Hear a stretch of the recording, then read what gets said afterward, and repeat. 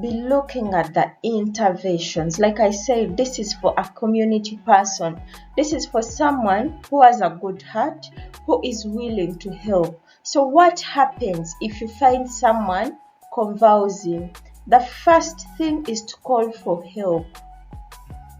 Call for help, because you don't know what will happen next. You don't know if this person will wake up. You don't know if they will not wake up. You don't know if you have to take them to hospital or it can be managed at home. So call for help. Second, if this person is in bed and you know they're epileptic and you know this is a child, ensure that their beds are padded so that in case they are hitting their heads or any part of their body, they don't injure themselves. But if you're finding this person from anywhere, make sure that you put this person in a safe place, away from any danger. If they are in the road, make sure that you pull them, get help and carry them away from the road, and then that seizure episode can go on. But when they are in a safe place, take them away from the fires, from any kind of liquids, any sharp objects, because while they can get complications out of the seizure, if you leave them in these unsafe environments, they can get injured. Second, put that person on the ground or on the flat surface, because we don't want them to risk injuries. We don't want them to fall off the beds. Ensure that you remove any restrictive clothing. This can be jewelry, this can be anything that could injure them, and they have it on them.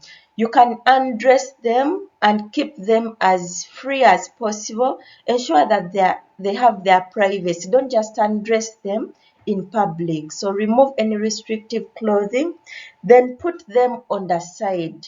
Let them sleep on the side. Sleeping on the side helps us remove the tongue away from the airway, because if you sleep on your back, can compromise your airway. So we don't want to get so many complications after the episode. So make the person sleep on their side so that the tongue can fall away from the airway. Sleeping on the side makes the saliva flow out of this person's mouth, or whatever is coming out of the mouth can flow out very easily than when they're sleeping on their back. When this saliva goes in, when they're unable to control where it's supposed to go, they can easily aspirate it and it goes into their lungs. Hence, after the seizures, this person can get pneumonia. So ensure that while you're helping this person, put them on their side so that they don't get after effects. Never ever insert anything in the mouth of someone who is having a seizure. It's a common practice here that when someone is convulsing, you bring a spoon and force it in and what? You don't know what exactly is going on in that person's mouth.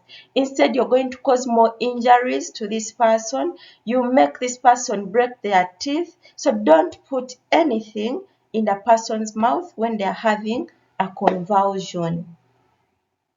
Don't restrain this patient. Restraining is tying them in one place. Some of you go to the extent of holding their hands down, holding their body parts down. You're literally fighting a normal movement that's been facilitated by the brain. So you can guide them through their movement. If they're throwing their hands the other side, hold them, but leave some space while they are throwing and be flexible enough to go along with them. Don't restrict their movement. It's not good. It's very important that you time the seizure. When did this person start and when did this person stop? The next thing is note down any presentations. How has this person manifested? How has this seizure manifested? Have they urinated on themselves? Have they been awake? Was it just one part? Were their lips smirking? Note down any presentation during the seizure and be aware that this will be asked from you when you get to a health setting. This is important that immediately take this patient to a hospital for proper analysis and management. this could be your first encounter with this person, so don't leave them there. Help them and get to a hospital setting so that they can get the care that they need.